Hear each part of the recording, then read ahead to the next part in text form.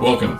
My name is Mike the Llama. You can call me the Llama or Mike or you. And we have with us today our resident expert on pretty much everything, Dr. Brant Raven. Welcome, Dr. Raven. Thank you, Llama. Now, this is a bit of a surprise, really, because I didn't think we would ever get round to doing this podcast, and I know that it's something that you have pretty much had your heart set on for a really, really long time. Last 15 years. Yeah, it's just the last 15 years. And look, it's I've always thought it was a good idea, but there's circumstances always get in the way and stop us from doing things. But you were combing your hair. I was, and I won't tell you where that hair was. That's right. But where look, it ended up. Look, I think it's a good idea. I think there's a lot that can be discussed, and I know there's a million podcasts out there that have different opinions on lots of different things. But I know that you and I have often got into arguments about things, but I think that's what's going to make this one quite interesting. We're just a couple of guys who've got some pretty solid opinions. I don't agree. Yeah, there you go. Some good knowledge and background behind both of us as well. Let me add that in. But I think, there is having a bit of an idea about just what's going on in the world and things beyond our own little bubble of existence. Yeah. And I think people do live in a bubble, and that includes us, right? That includes us. I think our bubbles have touched today. They have. they've Let's hope that's the only thing that gets touched today. Well, it's early but look, in the day, you never know. If you're a first listener, what I would say to you is, look, I encourage you to sit there, have a listen, have a laugh, enjoy what we've got to say. Maybe subscribe to the forward-coming podcasts. Maybe just don't take things too seriously. It's more a case of, we're pushing on the edges of your own bubble. Yeah, we are, and tickling the underside of it. Absolutely, and I'm sure when Mike the Llama puts this up, he'll allow for comments and such things. So call in. Yeah. Maybe if it becomes a success, we will have a call-in facility. Or at least, I would say at the very least, I could do voices and call in. Pretend to be hello, I'm someone else. Anyway. And now, Mike the Llama. Yes. For a message from our sponsor. That's right. For we have no sponsor. There you go. But that's okay. We can still have breaks and pretend. Anyway, look, what is this all about? So I've prepared a little bit of a thought on what it is we're trying to do with this, and I think, as we've alluded to in our initial wafflings, we're all about trying to prick the bubble of people's existence. So particular topics or issues that people know about or think they know about, just to come at it from a different perspective. And I think, again, because we don't tend to agree on a lot of things, that could work well. But we do it in a jolly manner. We like to torment each other in a humorous way, I would have thought. Thank you very much. Yes. Well done. Yes. But again, the topics, hopefully anyway, won't all be... they won't all be argumentative. They won't all be political. They won't all be something out of world politics or war or anything like that. We may agree. We may agree on some topics. And we don't on today's topic, but that's... And, there could be some science thrown in there. We've both got scientific backgrounds. There could be some technology thrown in. There's just a whole mishmash of ideas, right? Or it could just be a couple of, blowhards just pontificating on the world. On the world, indeed. Having said that, today I thought we'd start off with something a bit special, something I know that's dear to your heart. Okay, are you going to give me a choice of topics, or are you going to throw out a topic? Straight into one single topic. Straight. Wow, let's go. And again, we'll listen out for the groan, because I know there will be a groan. And okay. We're talking about. Okay, go. We're talking about sport. Oh. and I wasn't even acting with that one. Right. Jump in. Specifically, the idolisation of sports people. Right. Very good. I know this is a topic dear to your heart. Yep. And by heart, I mean possibly bowels. Yes. I'm not sure. Yes. But what I wanted to discuss with you is... do we need the background or your feelings about... Look, I'm a sports fan. I'm a football fan. My team's not very good in the AFL, but let's not get too bogged down on that. However... I think you need to explain... we may get international listeners. That's true. Right, That's true. So you need to explain really when you say football what that means. Not soccer. Right. Okay. So yes, we're in obviously Australia. You can hear our accents. We're Australian, but we're in Melbourne, where the town is dominated by a sporting code known as the AFL. It's like rugby, but not. Yeah. And so, Llama, what does that stand for? AFL. It's the Australian Football League. We're very good with our acronyms here. Wherever there's an A, it's kind of Australia. Yeah. Kind of Australia. Okay.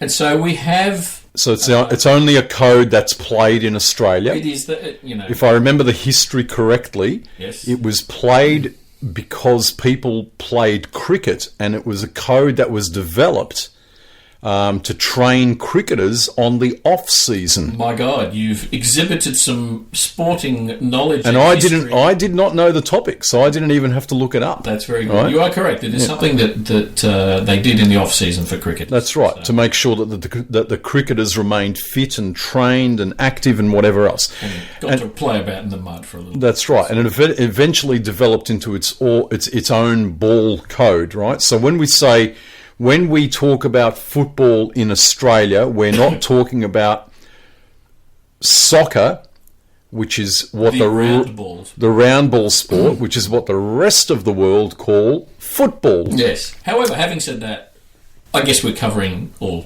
aspects of sport. We are. We're talking about, if we're talking about idolisation, we're talking about all aspects of sport. Right. Okay. So you've brought out the topic, idolisation of sporting people. Okay. So as more of a context again, in Melbourne here, we have a football culture. Whether you agree with it or not, there is a sporting culture. There's definitely a sporting culture, and it's definitely football dominated. Yeah. Yes. And so every news report tells you the latest that's going on with football people, even in the months where we're not playing football. Absolutely. And Dr. Raven wants to punch his radio or his football when this stuff comes on, because it is very prominent in our news. Mostly it's talking about the same people. Oh, this person here's done this or this person's done that, and you're like, that's awesome, but the football season is not on. Why are we talking about these people? Why is this more important than anything else going on in the world? Absolutely. Absolutely. And look, let me just jump in and say, because a lot of people have accused me of being anti-sport through. Why did you look at me when you said that? Because you're one of the people that have three of those people. I'm not anti-sport. I think what these people do, and I think what sport people do in general, is quite amazing. Actually, I think it's. Name one thing you think is amazing. Well, they've got a skill that I don't have. He says lounging on his couch. Yeah, they do. I mean, first of all, their level of dedication to what they do itself is amazing. It's absolutely incredible. But then I could sit here and argue that there are multiple people who don't play sport who've got an extraordinary level of dedication to what they do as well. That's true. Be that charity work, be that science, be that anything. They've got an amazing level of dedication. So that raises the first point, or the first ire that I might have, which is, why is a sports person's dedication more valued than another person's dedication? I may have a dedication to, I don't know, painting houses really well. Why is that dedication less valuable? Why is that less respected? And so, okay, well, I could certainly make the argument and say, well, okay, let's say I'm really great at painting houses or doing gardening, say. Okay, that's not probably in the public eye, so that's not as valuable from a visual perspective, from a public perspective. So I can certainly understand why a person who's playing a sport, playing football, I can understand why that might be more respected or more in the public eye. But then what about a doctor? A doctor's skill is certainly a lot more valuable than a person who kicks around the ball. But yes. So let's take a surgeon, for example. Right. Are you advocating we should have an audience for surgeries? Because that's the only way you get things... Well, it's interesting that you would put it that way, because historically there have been audiences for surgeries. Maybe... But that wasn't necessarily to observe how awesome it was. That was because of the gruesome aspect of it. And you know... Well, I mean, most people were likely to die, weren't they, in the year old? Well, no. Historically speaking, certainly in the Victorian age, there were theatres. In fact, that's why it's called a theatre. That's why surgery, a place of surgery, is called a theatre. It's basically because the general public would be invited. Yes, there were people. There was a gruesome aspect of it, and that's why a lot of people attended.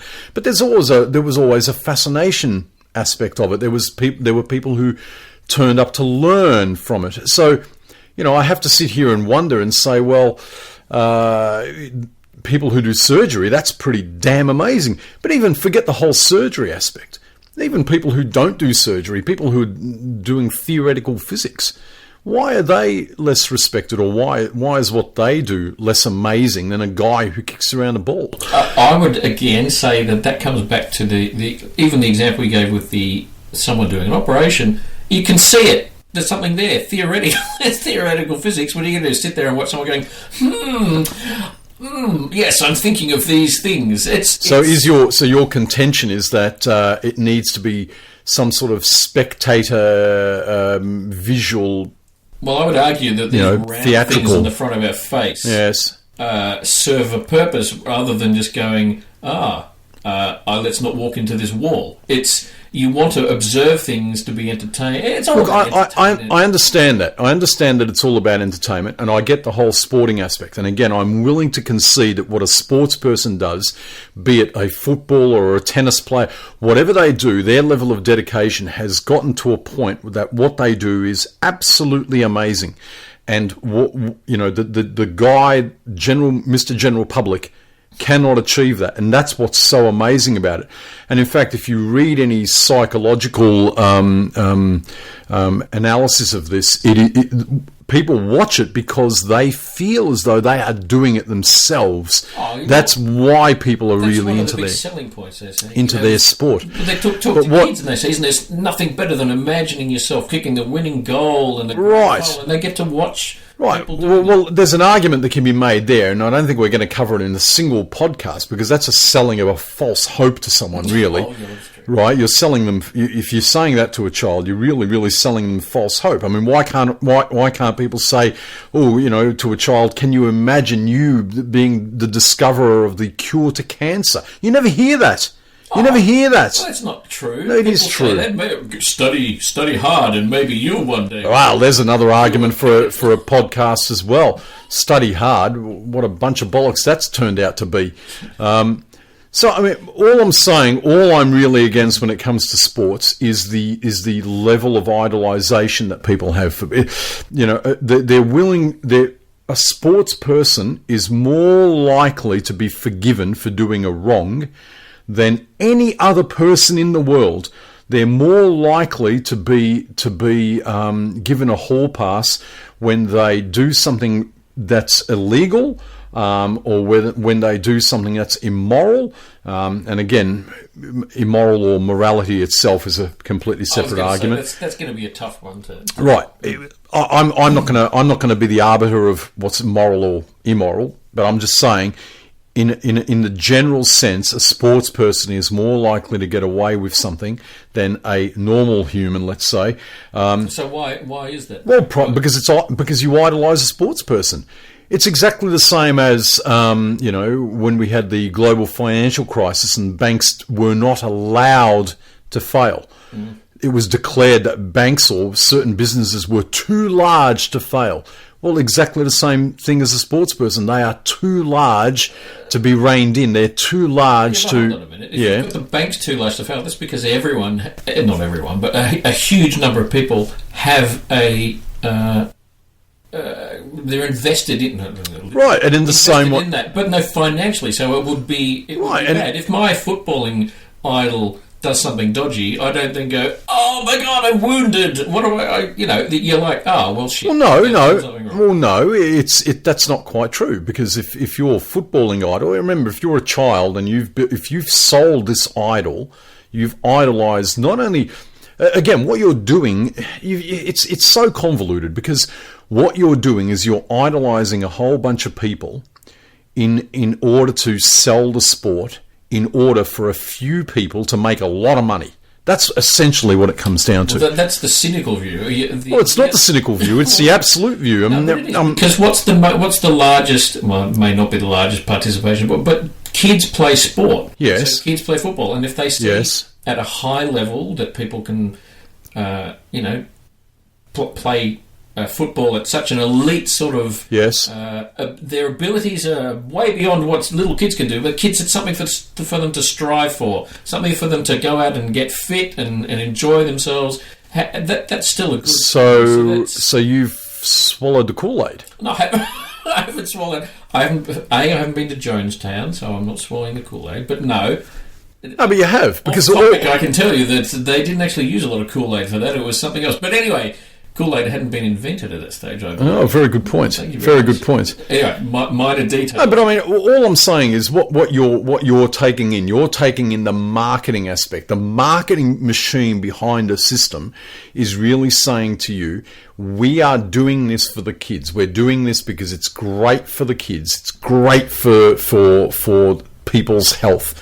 And you know what? It is. It is great for the kids. Mm-hmm. Does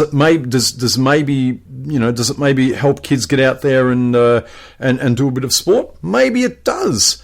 It definitely does. I don't know. Well, I haven't read any evidence that it does, but I will concede that the evidence is probably there that it does. Right? I'll concede the point. But at the end of the day, people up there are not doing it to get a freaking kid out to do sport. People are out there because they're making a shit bucket load of money. That's the end of the game. And that's true. Right? That's the end of the game. Gil McLaughlin is sitting there and making he's got money coming out of his butthole. Yes. That's what's happening. Okay? Don't people listening to this and people listening... He's the head of the AFL for those listening to it. People listening to this, please understand, it all comes down to how much money they're making.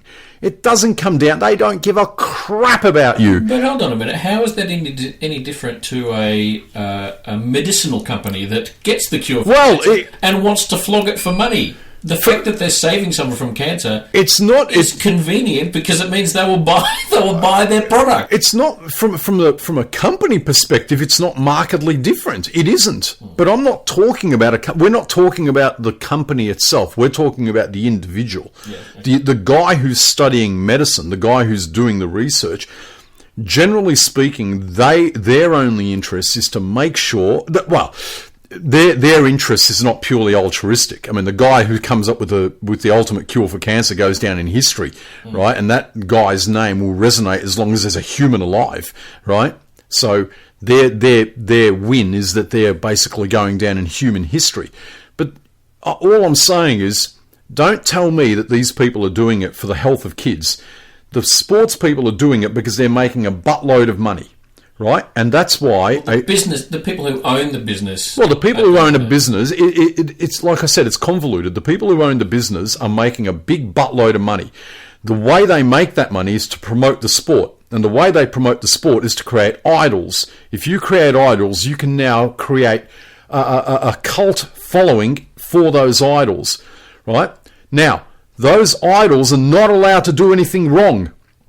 When those idols do something wrong, that in the public eye cannot be hidden, that in the public eye, but basically you cannot correct for it. You now have to come up with a story, and you now need to, there's the whole, you basically turn what that person's done wrong into a whole redemption phase. Now the person needs to go through redeeming themselves, and there's tons of examples of this. And there's even failed examples of this. There's the whole. I'm seeing a lot of Brendan Favola on the screen these days, right? How many times has he been caught pissing on restaurant windows? Tons of times. How many times has he wronged a lot of women? Tons of times. Allegedly. Allegedly, right? But he's now in that whole... Now he's basically... Well, he's not on the road to redemption. He's basically at the end of the road of redemption because you see him on the screen all the time, right? He's no longer a footballer. Well, he's no longer a footballer. Well, that's even worse. Yeah, of course it is, because he's basically taken his career as a footballer. You know, I don't know whether he was good or bad. Yeah, he was pretty good. Yeah, okay. So I'll bow my head to you on this, right? Okay, so he was pretty good. Big freaking deal. He was good. So what? So now every sin that he's committed is forgiven, and he can be a broadcaster. Well, I don't think it is, but I think that there has to be a point at which, and don't even get me started on Ben Cousins, who's failed the road of redemption. No, that's right. There's an interesting story. He's failed that road of redemption. Don't get me started on Wayne Carey, right? Who did so many wrong things. You could have 10 podcasts on the guy. I think something you need to also acknowledge is that Australia, as much as we go to the whole tall poppy sort of thing, where we like to cut down our heroes, we're also a nation of people who give someone a second go, or a third go, or maybe it's a 10th go, or something. But that's my point. But that's exactly my point, right? That's exactly my point. Australia, as a culture, and I'm not even sure Australia has a culture, but anyway, let's assume that it does, right? As a culture, Australia does have a very interesting culture of, yes, we're going to give people a fair go. Yes, we're going to, we're going to the Australian spirit, and we want to give them a couple of goes. Give them a couple of goes. But that's what I'm saying. Sports people tend to have a lot more fair goes than every other fucking person, right? And I really have to sit there and ask why. And here's another thing. I object to the use of the word hero. These people aren't fucking heroes. Well, how are these heroes? How are they hero? How is what they do heroic? At best, what they do is a job. At best. That's true. So how is that heroic? You know what's a hero? I'll tell you what a hero is. You tell me. Okay, a hero is a person who works, who basically works for a charitable cause. That person who could probably and potentially earn a lot more money elsewhere, or at least be doing a normal job elsewhere, decides to dedicate their life to doing charitable works. A hero is a person who volunteers in a hospital to bring a child a little bit more of a smile on their face because that child is in a painful situation. A hero is a person who takes in a foster child to relieve a family of a situation that they may not be able to deal with. Okay, those people are heroes. Okay, well, they're not being paid hardly anything. If they're not being paid at all in most cases, those people are heroes, right? Hold on, but some of the stuff you've just said. On this current weekend that we're recording this podcast was Easter. And right. We had on Friday. Yeah, the Good Friday appeal for the Royal Children's Hospital. And during that day, it used to be nothing happened on Good Friday. It was like, what do? We'd sit around and remember. Right. Nothing. Right. Anyway, there was a football game. Yep. And it was money that was paid for the tickets. Yep. Went towards the Good Friday appeal. Yep. There was also... So what? No, hold on. It's what it is it's bringing in an extra revenue source for this charity. Yep. So something that wasn't there before is now brought in. And what's a good thing? So hold on, there's more. At halftime, one of the people you mentioned, Wayne Carey, used to play for North Melbourne, and Matthew Lloyd used to play for Essendon, two AFL teams, had a kicking competition at halftime. Each goal they kicked, $1,500 for charity, to the charity for this thing. They raised 60, 70, whatever it was, $1,000. Now they've used their personalities or persona or whatever you want to call it, their presence as footballing people to help raise money. So there are people that do charity work in the footballing society. Each of the teams, now I know you might say they get paid $1 squillion. That may be true, but they also have a level of expectation with the club that they will go to schools and help people train. I know but that's all part. Exactly, it's part of the marketing machine, though. That's not part. They're not doing that independent. But they also can visit kids in hospital, and what are they doing? Exactly what you said, putting a smile on someone's face. Okay. Look, I can't argue the point, because if if someone that I don't particularly like or an event or a sport or whatever that I don't particularly like is going and putting a smile on a poor kid's face or, is making them... I can't argue with those points. But at the end of the day, what they're really doing is marketing their game. They're not doing it out of the generosity of their heart. That's what I'm saying. They're not... That's where the difference is. Don't you get it? That's where the difference is. But is that the same for the end result? Stars and all that? Oh, absolutely, it's the same. Are you joking? Movie stars are even worse. Well, hold on. But having someone who gets themselves... raised up to a level of recognition like that, then visiting someone, there's friggin' Captain America and Iron Man, and Robert Downey Jr. dressing as Iron Man, or he's visiting a kid in hospital. Yep. He may be a squillionaire, and he may be promoting his film. Did he do that? Yeah, he did it for one of the kids.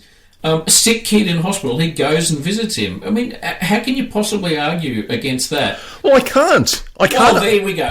Well, I can't argue against that. I mean, I didn't know that Robert Downey Jr. did that, and good on him for doing it, I suppose. But I'm not going to sit here and argue against that. The end result is that kid has a smile on his face, and that's a good thing.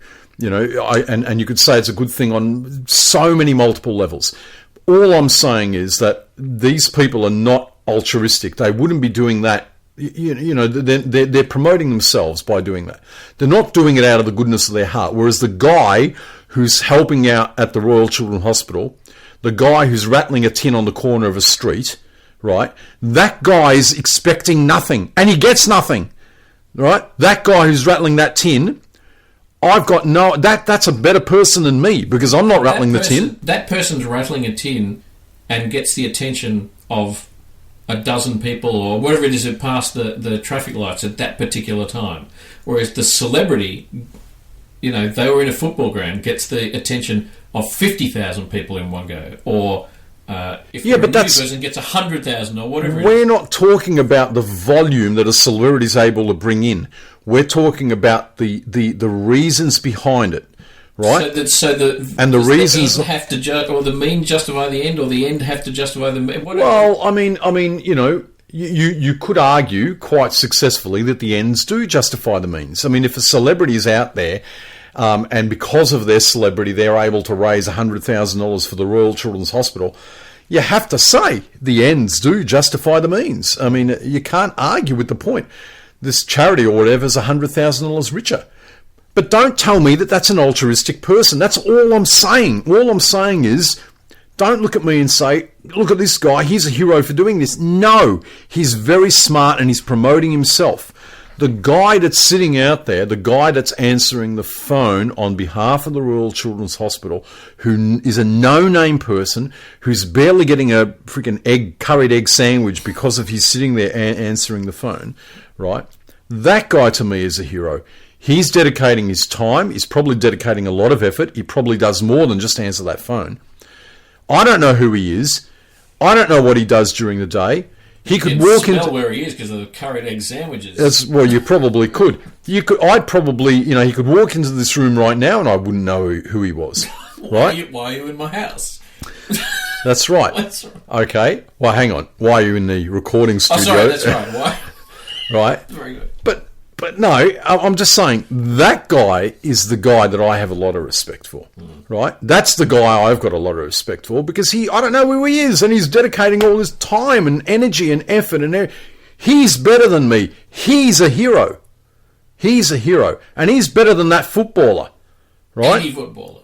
He's better all of them together, right? In my opinion, he's better, and right now mine's the only one that counts, by the way. He's better than the guy because, and in the same way, if I can draw the long arc, right, the guy who sits there and spends 20 years of study, head down, has probably been pestered and bullied by the footballer, right? Let me just say, let me throw that in, right? And has dedicated their life to medical research or I don't know, environmental research to work out how we can consume things better, or research in physics to work out how we can build better buildings or build, I feel like I want to chant from Hot Fuzz, the greater good. I'm just saying, that guy who sat there for 20 years, you probably don't even know his name. That guy, to me, is a bit of a hero as well. Now, I mean, okay, there's argument that could be saying he's going to get his name in history, probably gets paid a reasonable amount of money. But in my opinion, that guy's a hero. The guy who's got his head on the screen every day, the guy who pisses on restaurant windows and gets let off by the legal system, or allegedly, right, gets let off all the time. That to me, that guy is nothing. I mean, that guy is. I've got very little respect.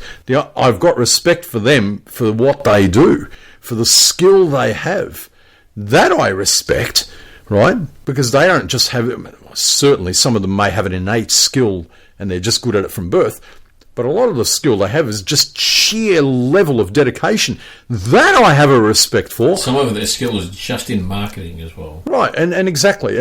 But again, at the end of the day, in my view, it just comes down to money. The big man at the top, the big boss at the top, the kingpin, if I can use that word. It's all about money. They're all just sitting there.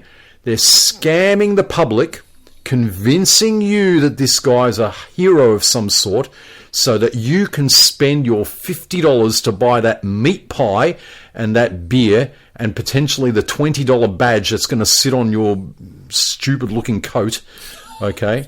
So that I resemble that. So that you can idolise some guy. I mean, I do not understand. If you're going to idolise anyone, idolise the guy that's doing the medical research that's trying to save your life. How about this? How about this one, right? I'll give you this one. Why don't you walk into your school and idolise the teacher that's teaching your kid to be a better citizen, to have a brain in their head, to have an opinion?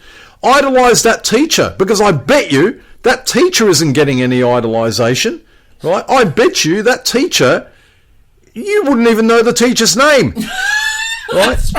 And if you do know that teacher's name, you probably know that teacher's name in anger. How about going up to that teacher next week and saying thank you, because that teacher is dealing with your kid, dealing with all the other kids whose only interest is freaking football.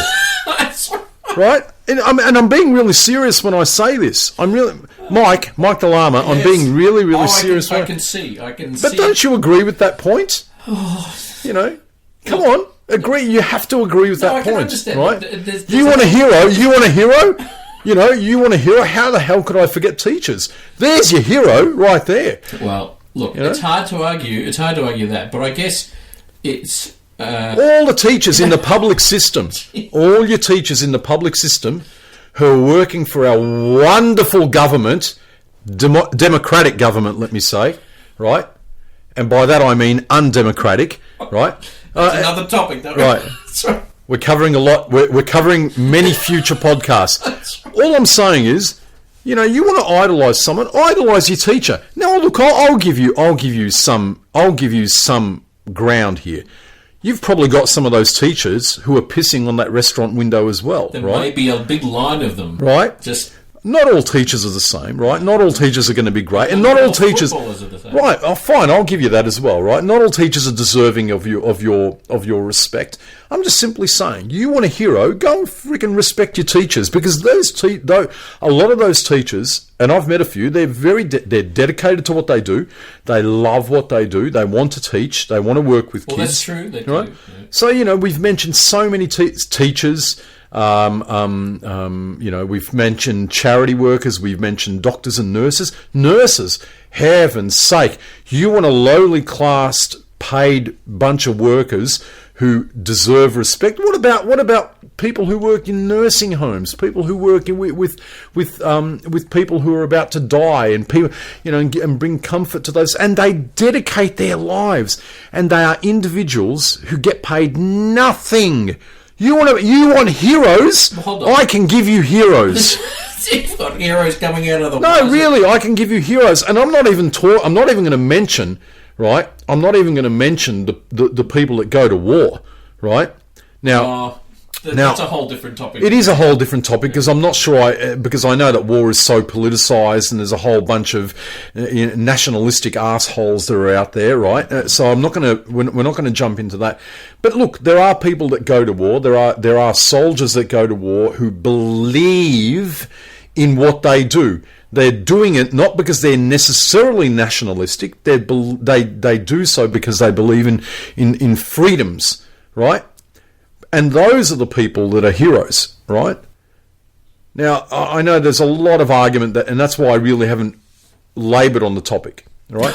I'm glad you haven't laboured on the topic. I'm just saying that there are lots of heroes out there. You don't need sporting heroes, and that's probably one of the biggest misnomers you can make, a sporting hero. What the hell are they heroic for? Do we require flags and scarves with scientific formula on the... discovery of penicillin. I mean, what are you wanting? I don't understand the point you're making. Well, the sport. One thing sport does do is generate revenue. Yes, I agree. No, it brings people together. Yes. And whether it's your national sport, so we all cheer at the Olympics, and by all I mean everyone except you. We all cheer at the Olympics. But again, you're missing... Oh, the Olympics. Heavens, don't even get me started on the Olympics. But a sporting team, again, it brings people together, and much like any other group, yes, you have a wide variety of people in that group who wouldn't normally associate with each other necessarily. Right. Well, so there's value in that as well. But you're not. But again, there's so much to unpack in that. There is so much to unpack in that. I can't even begin to start. It's you're talking about. Okay, so first of all, as I said right at the start, I'm not against sport, and I'm not against the bringing together of people to watch sport. Yes. Right. There's nothing wrong with that. I'm against the idolisation of people. I am against... I actually don't think anyone should be idolised over another person. What I'm saying is if you want to idolise people, if that's what you really want to do, there's a whole bunch of people that really deserve the idolisation more than a freaking football player who gets paid $10 million a year, right, and lives in some fancy house and marries a model. I mean, that's ridiculous, because that's the whole structure of their lives, you know. There are still very few people who can achieve that, so it's something... the very definition of something to idolise. And let me just... that is usually beyond your reach. And again, well, yeah, But so what you're saying is that we should only idolise people because they perform something that's beyond our reach? Isn't that what you're saying about, to a certain extent, with the, I've cured cancer? We can't all do that, and so we look at someone who's cured cancer and we think, wow, that's freaking excellent. Well, I'm idolising that person there. Well, but how many people would idolise that guy? How many people would idolise... I think everyone would. No, I don't think they would. But all these diseases or things, where there's a cure, the person's name... is in the name of that cure for a lot of those things. Look, I'll say Australia is quite famous for medical discoveries. Australia is quite famous for medical discoveries, and Australia has done a lot for the medical area around the world. There's been a lot of discoveries that have come out of Australia, and significantly out of Melbourne as well, let me add. Right? And let me say this to you, and again, for our international listeners, I don't know what it might be like in your country. I can only talk about an Australian context. Okay? But Australia, if I'm not mistaken, the person that holds the greatest number of patents in the world, patents, tomato, is an Australian guy. The person who holds the greatest number of design patents in the world is an Australian.